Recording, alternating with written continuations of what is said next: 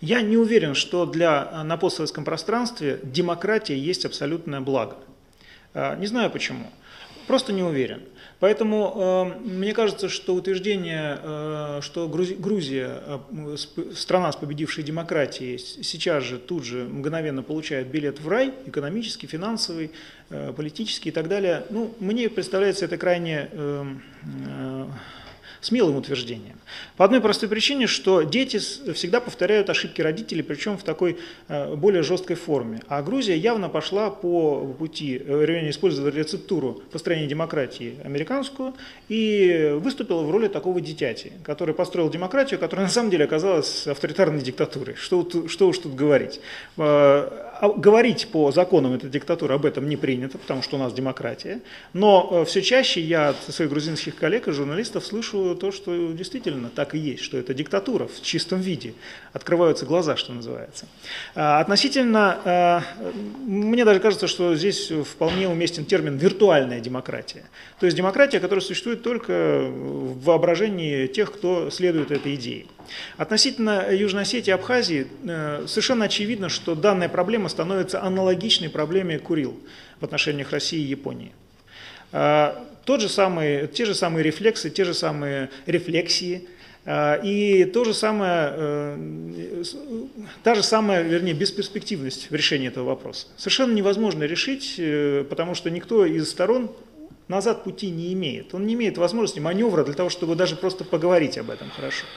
Иванишвили намекнул на то, что Грузия, в принципе, готова будет заключить определенные соглашения с Абхазией и Южной Осетией для того, чтобы наладить диалог. Но мне это тоже представляется крайне сомнительным. Если я очень хочу ошибиться.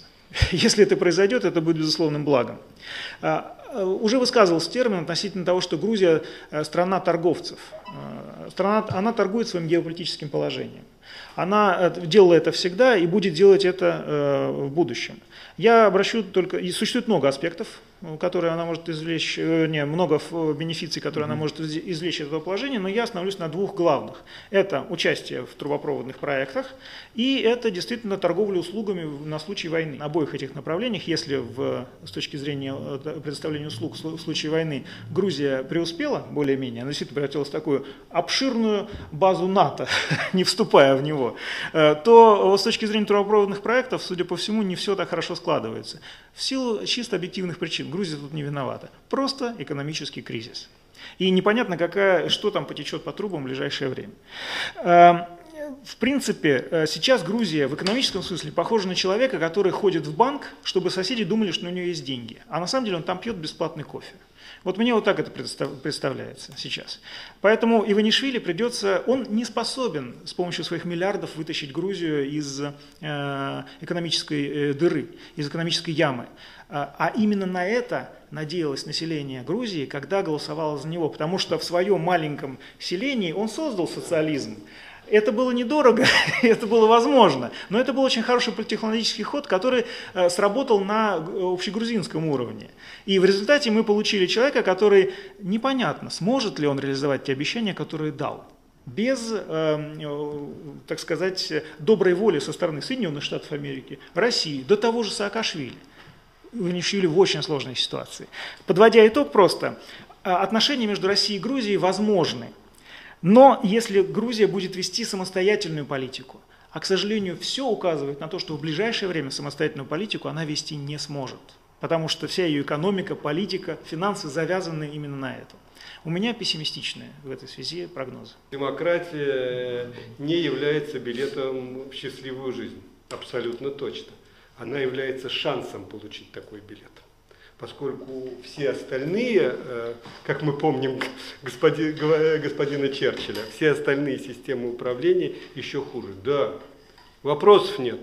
На этом пути, я думаю, что в этом тезисе вы со мной согласитесь, Грузию ждет масса неприятностей, трудностей, к какому ступору в государственном управлении привела демократия на Украине. Практически парламент блокирован, не может принимать решения. Да, но это, если хотите, некоторая следующая стадия. У каждой стадии есть свои проблемы. попытка авторитарной модернизации в отдельных случаях приводит к большей модернизации, но как-то вот на постсоветском пространстве она все больше приводит к большему авторитаризму. Модернизации все меньше, а авторитаризма все больше. Это первое. Второе.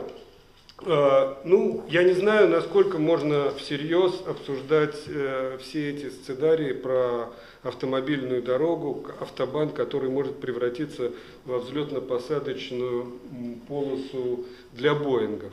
Не хочу углубляться в технические детали, невозможно построить совершенно другие требования к взлетно-посадочной полосе, бетонное покрытие, подушка и много-много чего иного, что отличает автобан от взлетно-посадочной полосы аэродрома.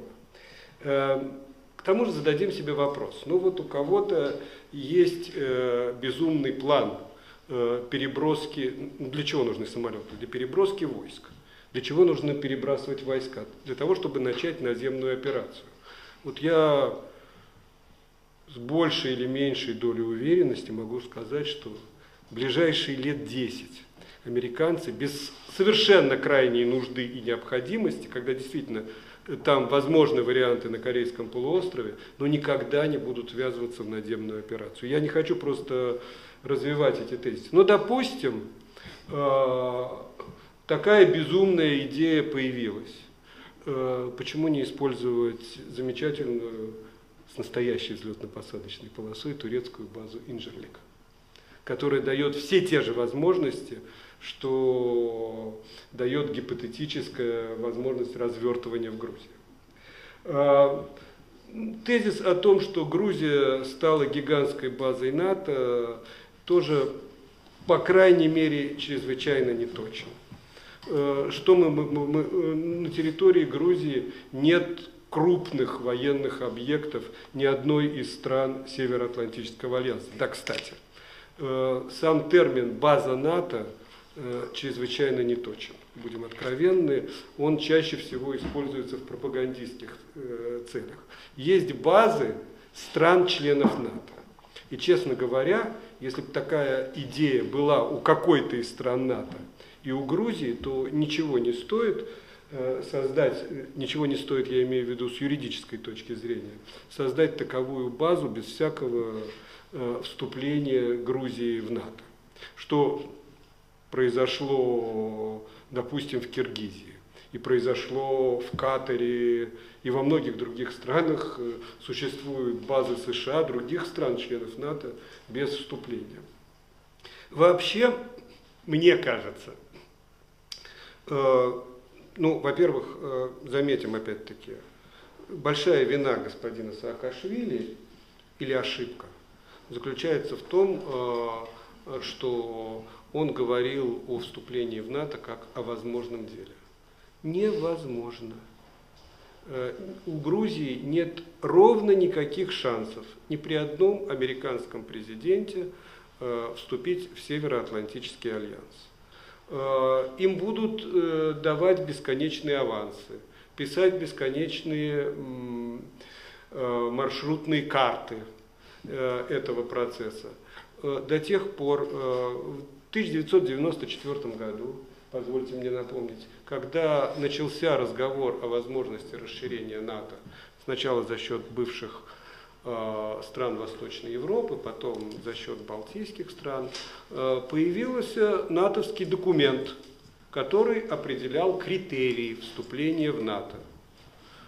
Одним из главных и важнейших критериев такого вступления является урегулирование самой страной-кандидатом всех территориальных претензий и всех территориальных споров на своем пространстве.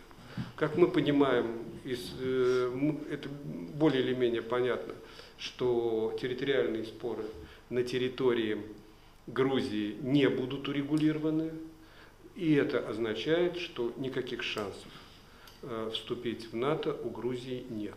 Господин Саакашвили обманывал свое население. Это не мешает Грузии быть сателлитом.